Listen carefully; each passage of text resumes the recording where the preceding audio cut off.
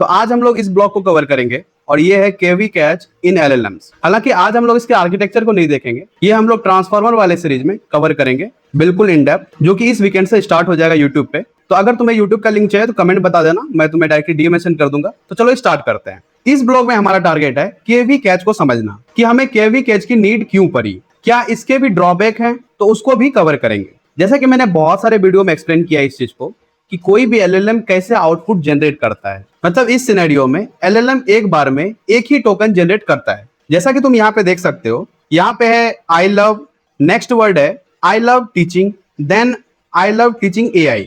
तो इस तरह से ये वन बाय वन जनरेट करता है। तो इसलिए लिखा हुआ है this process continues one token at a time until the model decide to stops. तो देखो, सबसे पहले समझते हैं कि केवी कैच में के और वी का मतलब क्या होता है। हालांकि ये टर्म आता है सेल्फ अटेंशन से। इसको मैं ट्रांसफॉर्मर वाले सीरीज में बहुत अच्छे मैथमेटिकल तरीके से तुम्हें समझाऊंगा कि ये कैसे वर्क करता है। अभी बस इतना समझो, के का मतलब की होता है और वी का मतलब वैल्यू होता है।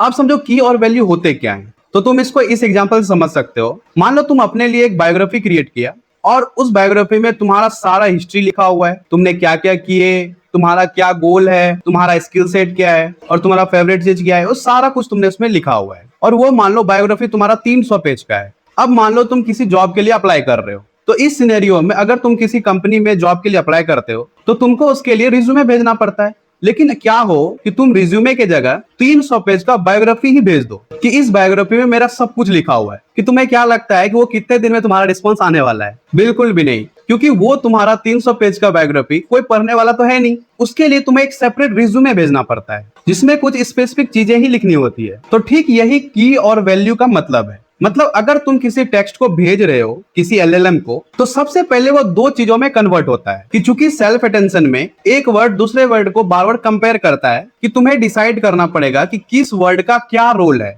जैसे जॉब वाले केस में तुमने रिज्यूमे भेजा कि रिज्यूमे में बहुत स्पेसिफिक चीजें लिखे होते हैं, ठीक इसी तरह से कोई वर्ड को हम लोग की और वैल्यू में कन्वर्ट करते हैं। हालांकि जब हम लोग मैथमेटिकल पार्ट देखेंगे तब तुम्हें और अच्छे समझ में आएगा। ठीक है, आई होप तुम्हें कुछ कुछ आइडिया लग गया होगा क्या होता है की और वैल्यू। और हम लोग जब मैथमेटिकल इंट्यूशन को देखेंगे तो वहां पे तुम्हें बताऊंगा कि कैसे कोई वर्ड कंपेयर होते हैं, कैसे की वैल्यू क्वेरी कैसे क्रिएट होता है, ये सारा कुछ मैं समझाऊंगा। ठीक है, चलो मिलते हैं नेक्स्ट पार्ट में, जिसमें हम लोग देखेंगे कि केवी कैच की नीड क्यों पड़ी।